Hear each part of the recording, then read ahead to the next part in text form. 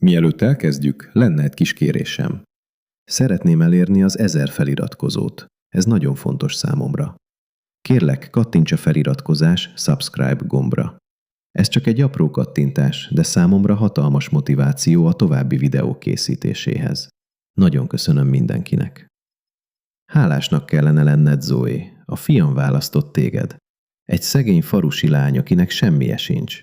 Most azt hiszed, hogy egy bőröndel egyszerűen kisétálhatsz? Azt gondolva, hogy mindent megváltoztathatsz itt? Nem. Ez a ház soha nem volt neked való.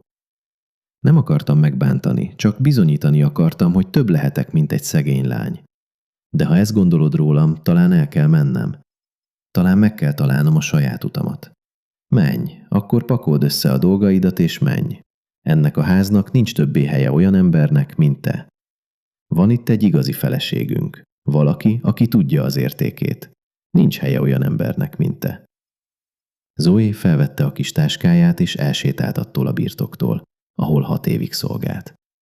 A férje éppen most vett feleségül egy másik nőt. Az anyja éppen most dobta ki a ruháit a porba. Az egész falu látta a megaláztatását.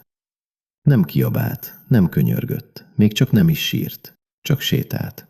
Senki sem állította meg, senki sem futott utána. Senki sem mondta, várj. Nevettek, suttogtak. Visszamentek, de amit egyikük sem látott, a falu kapuján kívül, csendesen parkolva a vörösporú úton, ahol senki sem nézte, egy autó ült. Hosszú, fekete, drága, olyan autó, ami nem illik egy ilyen faluba. Kié ez az autó? Mit keres itt? És miért érkezett ugyanazon a napon, amikor Zoét kidobták? Maradj velem, mert ez a történet sokkolni fog. A reggel úgy kezdődött, mint minden más reggel Uguesz faluban. Kakasok kukorékoltak, nők söpörtek, gyerekek szaladgáltak. A tűzifa és a pálmaolaj illata szállt minden birtokról. De mire a nap elérte az ég közepét, valami megváltozott. Valami, amiről évekig beszéltek. Egy rapperrel kezdődött. Zoe legjobb rappere, a kék és arany, amit 3 hónap piaci pénzét takarította meg, hogy megvegye, kirepült Daniel birtokának bejárati ajtaján. A porba landolt.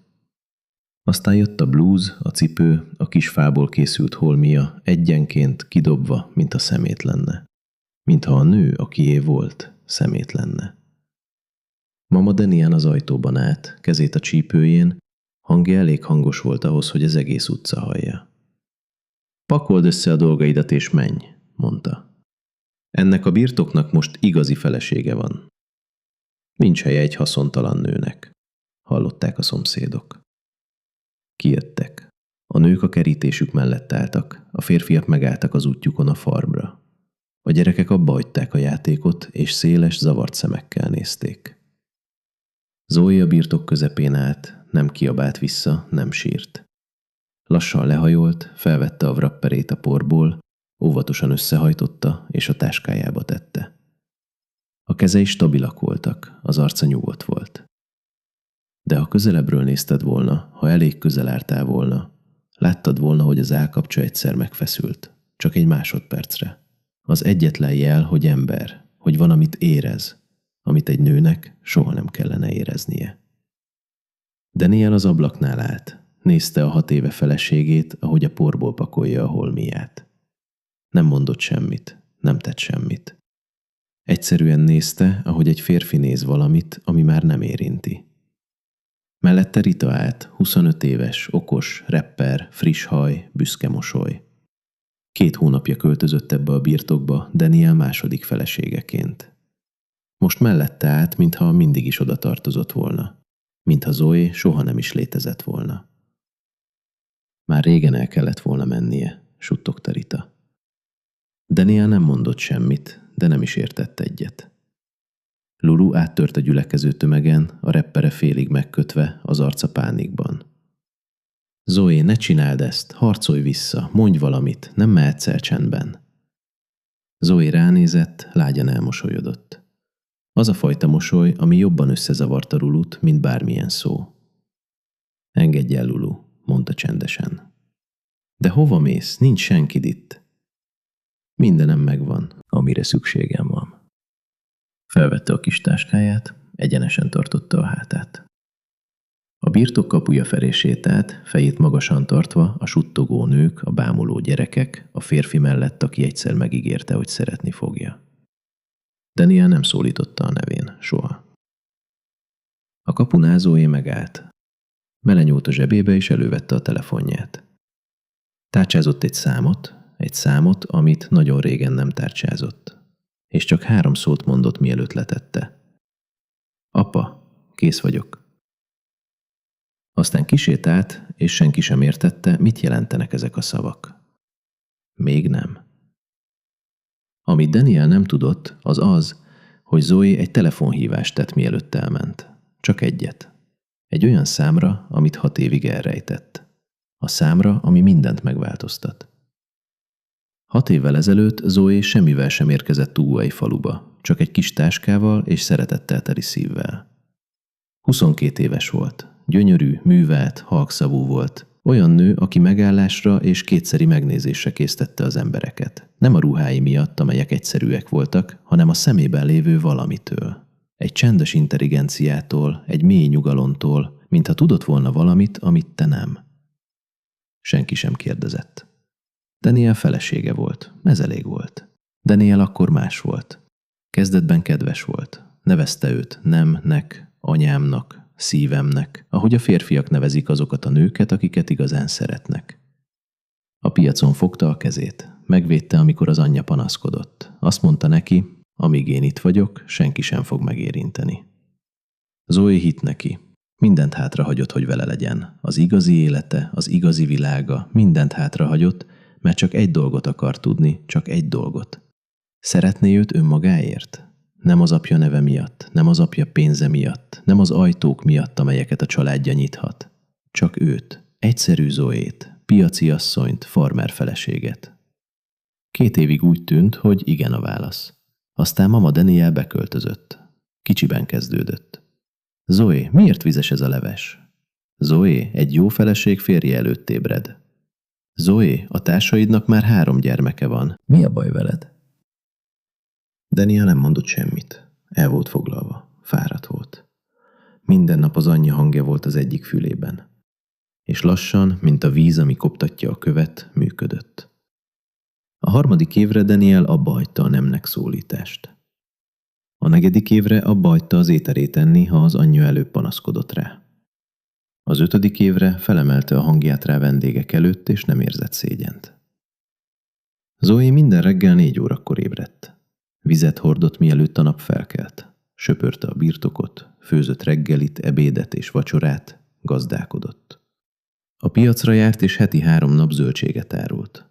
Minden kúbot, amit csinált, odaadta Danielnek, anélkül, hogy kérdezte volna. Ő gyűjtötte be, anélkül, hogy megköszönte volna. Soha nem panaszkodott, soha nem harcolt vissza.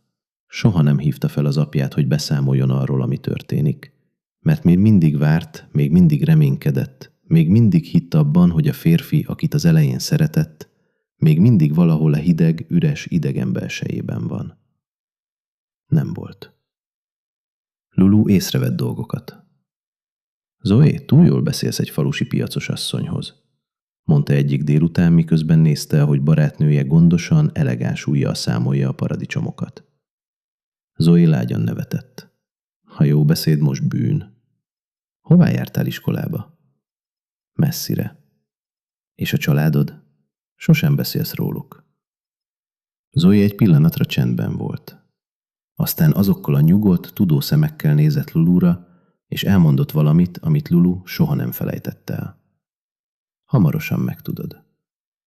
Ez 3 hónappal ezelőtt volt, és Lulu azóta is csodálkozott. Mert a nő, akit Daniel szolgaként kezelt, nem az volt, akinek mindannyian gondolták.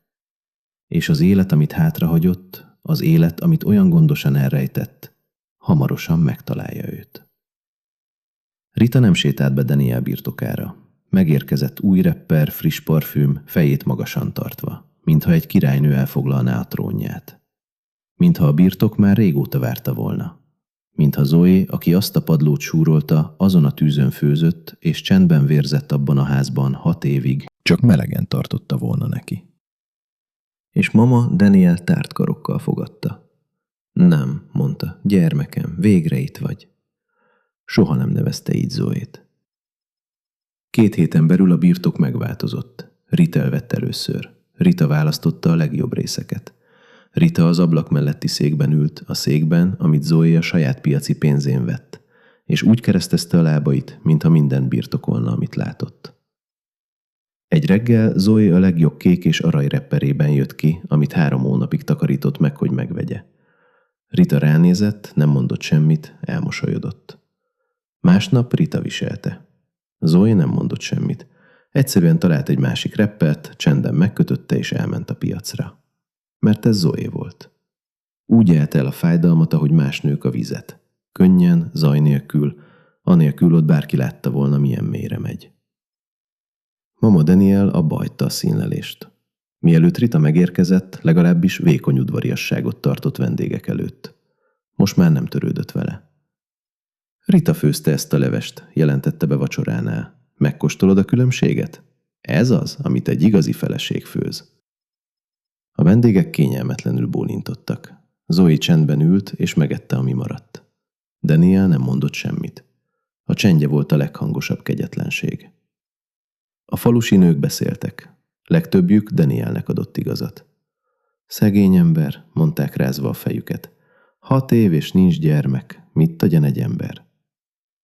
Ajándékokat hoztak Ritának. Gratuláltak Mama Danielnek. Mosolyogtak Zoéra azzal a különleges mosollyal. Félig szánalom, félig megvetés. Ez valahogy rosszabb, mint egy sértés. De nem mindenki. Mary, az öreg földi mogyoró árus a piac kapujánál délután nézte, ahogy Zoe elhalad, és csendesen mondta a mellette lévő nőnek. Az a lány úgy viselkedik, mint valaki. Észrevetted? Még most is, még így is úgy viselkedik, mint valaki. A másik nő vállat vont. Valaki, akinek nincs semmi?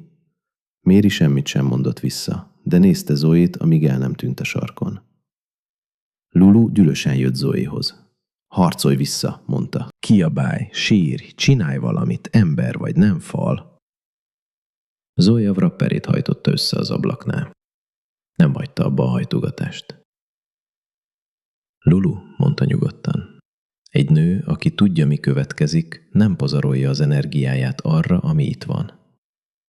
Mit jelent ez? Zoe elmosolyodott. Ugyanaz a csendes, tudó mosoly. Majdnem itt az idő, mondta halkan. Simon Elder ugyanazon az estén áthaladt a birtok kapuján. Lassított, belenézett, sokáig nézte Zoét, egyenes hátát, stabil kezeit, nyugodt arcát. Lassan megrázta a fejét és továbbment. Nem úgy nézett ki, mint egy legyőzött nő. Úgy nézett ki, mint egy várónő. Amikor Mama Daniel végre a kapura mutatott, és azt mondta Zoénak, hogy menjen el, Rita annyira nevetett, hogy meg kellett kapaszkodnia a falba. Menj vissza a szegény családodhoz, mondta. Senki sem akar itt téged. Úgy nevetett, mintha ez volt a legviccesebb dolog, amit valaha mondott, mintha vége volt, mintha nyert volna. Bárcsak tudná, ki volt már úton. Amikor Zoe elment, az ég égő narancssárga színű volt. Mindenki másnál korábban ébredt. Nem sokat aludt, nem azért, mert félt, nem azért, mert szomorú volt, hanem mert gondosan, csendesen gondolkodott, ahogy mindig is mindent csinált ebben a birtokon. Leült az ágy szélére, amelyet 6 évig osztott meg Daniel-el. Lassan körbenézett a szobában, a repett falon, amit saját kezével javított, a függönyön, amit maga vart maradék piaci anyagból, a kis fényképpen róla és Danielről az esküvőjük napjáról, még mindig ott lógott, poros és elfeledett. Felállt. Nem vette el a fényképet. Egy bőröndöt pakolt, csak egyet, elég kicsit ahhoz, hogy egy vállon vigye. 2 reppert, egy blúzt, a bibliáját és egy kis jegyzetfüzetet hajtogatott. Minden mást hátrahagyott. A piaci pénzét, 3 hét gondos megtakarítását egy tiszta halomban hagyta az asztalon. Hátrahagyta a főzőedényeit, hátrahagyta a vart függönyöket, 6 évnyi önmagát hagyta hátra anélkül, hogy bármit is magával vitt volna, ami nem volt feltétlenül szükséges, mert ahová ment, annak semmi sem lett volna szüksége. Mama Daniel az udvaron állt, amikor Zoe kijött. Sírni várt, könyörgést várt, hogy hetekig mesélhessen a szomszédoknak, arra készült. Ehelyett Zoe odalépett hozzá, a szemébe nézett és halkan így szólt. Köszönök mindent, mama. Minden jót kívánok. Mama Daniel pislogott. Kinyitotta a száját, majd újra becsukta. Nem voltak szavai. Rita az ajtóból figyelte. Az arcán lévő mosoly egy pillanatra megingott. Valami olyasmivé vált, ami szinte zavarodottságnak, szinte nyugtalanságnak tűnt. Mint egy ember, aki megnyert egy játékot, de hirtelen nem biztos benne, hogy megértette a szabályokat. Zoe rá is nézett. Nyugodt, stabil. Vigyázz erre a házra, mondta egyszerűen. Aztán Danielhez fordult. A mangófa mellett állt, karbatett kézzel, olvashatatlan arccal. Az ember, aki egykor nemnek hívta, és ezt komolyan is gondolta. Imádkozom, hogy megtaláld a boldogságot, amit keresel, mondta Zoe. Ő semmit sem mondott. Egyszer bólintott, mintha nem várt volna többet. A birtok kapuján kívül nyitva volt. Az egész utca összegyűlt. Szomszédok, nők, gyerekek. Elder Simon a tömeg szélén állt, komoly szemekkel figyelte. Amikor Zoe elhaladt, néhányan elfordultak, néhányan suttogtak. Egy fiatal nő a háttérben gyorsan megtörölte a szemét, remélve, hogy senki sem veszi észre. Lulu nyíltan sírt. Zoe, kérlek. A kapunál megragadta a kezét. Hová mész? Legalább mondd meg. Zoe szorosan fogta barátnője kezét, közelebb hajolt, és 4 szót súgott a fülébe. Nézd meg, mi történik holnap. Aztán elengedte. Átment a kapun, csak egyszer nézett vissza az út szélén. Megállt, lassan elfordította a fejét, utoljára nézett a birtokra és elmosolyodott. Az a furcsa, csendes, tudó mosoly, amit ebben a faluban senki sem tudott megmagyarázni. Aztán továbbment. Az út végén, ahol a falu ösvénye találkozott a főúttal, egy autó parkolt egy nemfa árnyékában. Hosszú, fekete, drága. A sofőr azonnal kiszállt, amikor meglátta. Szavak nélkül kinyitotta az ajtót. Zoe beszállt. Az autó elhajtott, és így nyomtalanul eltűnt. Aznap este Daniel és Rita ünnepelt. Mama Daniel paprikalevest és pépesített dzsemt főzött. Nevettek, a jövőről beszélgettek. Teljes szívükkel hittek abba, hogy nyertek. Amit egyikük sem tudott, az az, hogy 400 kilométerrel arrébb egy konvoj már mozgásban volt, és gyorsan haladt. És másnap reggel 10 órakor érkezik meg Uguay faluba. Mielőtt látták volna, hallották. Mély, gördülő hang, mint a távoli mennydörgés, kivéve, hogy az ég tökéletesen tiszta volt, mint valami nagy és megállíthatatlan, ami magán a földön halad át. Aztán a konvoj megkerülte a kanyart. 5 fekete SUV haladt tiszta, szoros sorban, sötét ablakokkal, testük csillogott a reggeli napon, mint valami egészen más világból. Egy világ, amit ez a falu csak a televízióban látott. Az emberek kiszálltak a birtokukról, anélkül, hogy tudták volna miért. Gyerekek az út szélére futottak. Az asszonyok a nap ellen árnyékolták a szemüket és bámultak.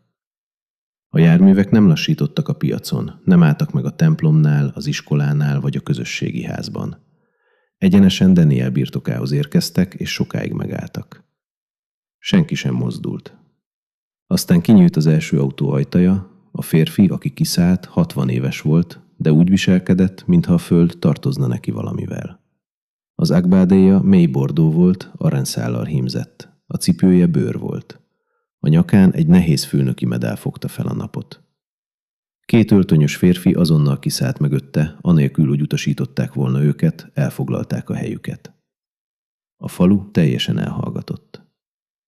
Chief Joshua a birtokra nézett. Aztán a mögötte lassan gyülekező tömegre nézett. Aztán egy olyan hangon szólalt meg, ami csendes volt, de úgy töltötte be az egész utcát, mint egy dobverés. Hol van Daniel? Daniel kijött, kezét egy ruhával törölgetve. Látta az autókat, látta a férfiakat, látta a főnököt. Lassultak a léptei. Valami a gyomrában mozgott, amit nem tudott megmagyarázni. Uram, kiegyenesedett. Jó reggelt, uram. Miben segíthetek? Hol van a lányom? A ruha leesett Daniel kezéről. Sajnálom, Zoe. Chief Joshua szeme nem pislogott. A lányom, Az a nő, aki 6 évig élt ebben a birtokon.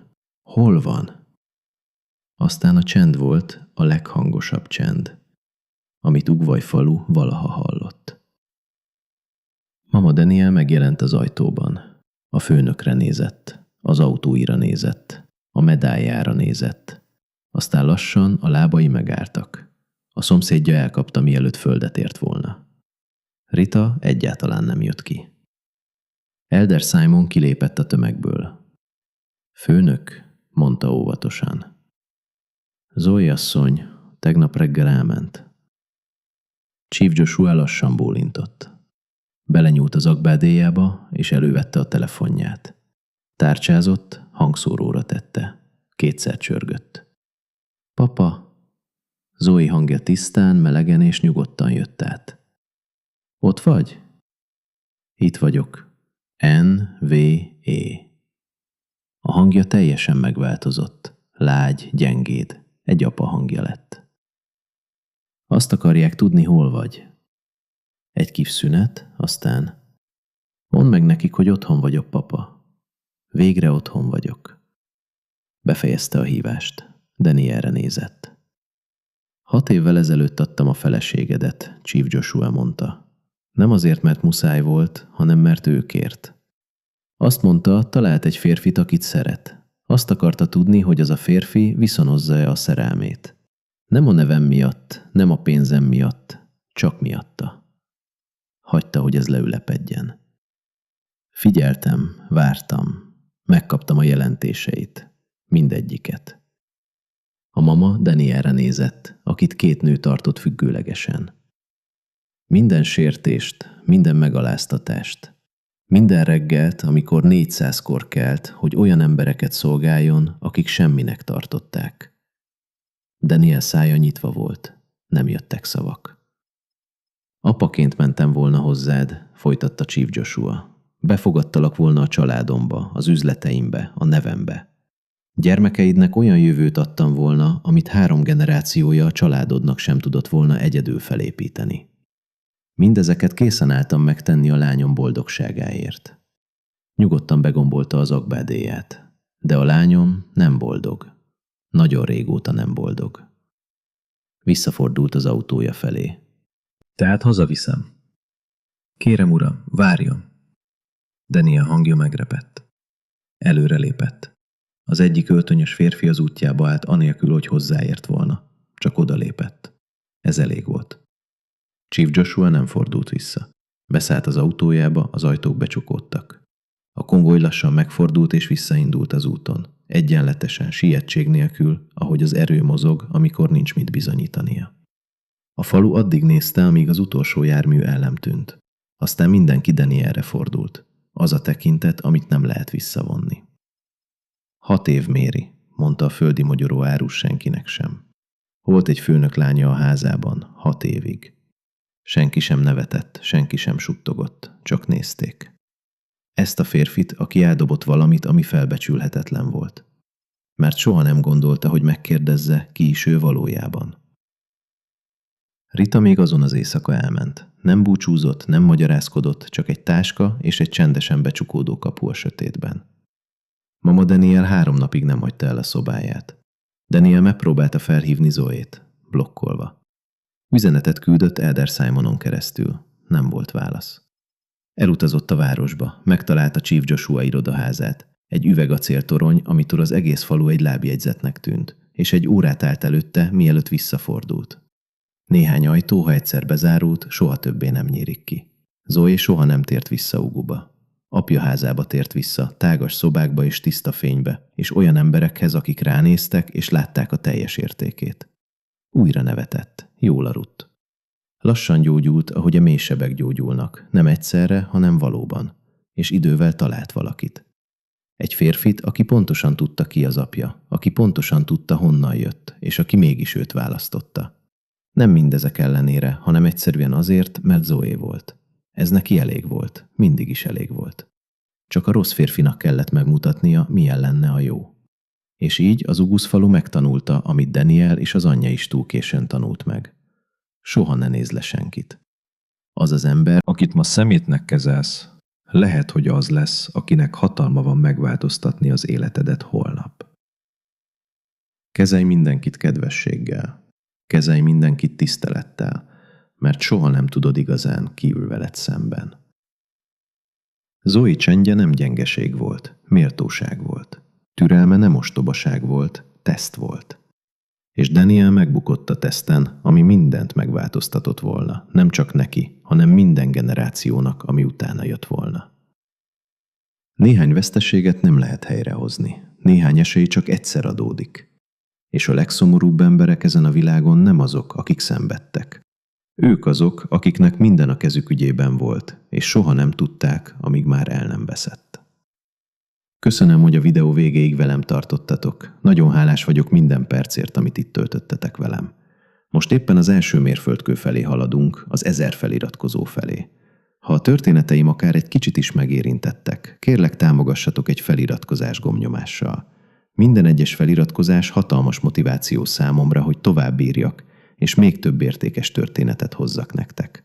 Találkozunk a következő videóban.